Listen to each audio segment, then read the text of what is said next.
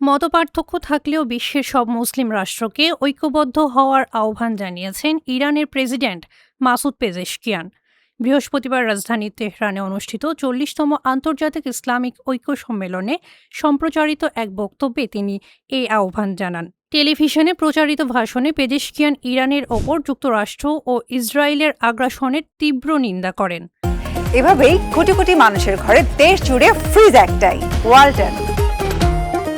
ইরানের রাষ্ট্রীয় গণমাধ্যমে প্রকাশিত মন্তব্য অনুযায়ী তিনি বলেন, আগ্রাসনের বিরুদ্ধে ইরান শক্ত অবস্থান নিয়েছে।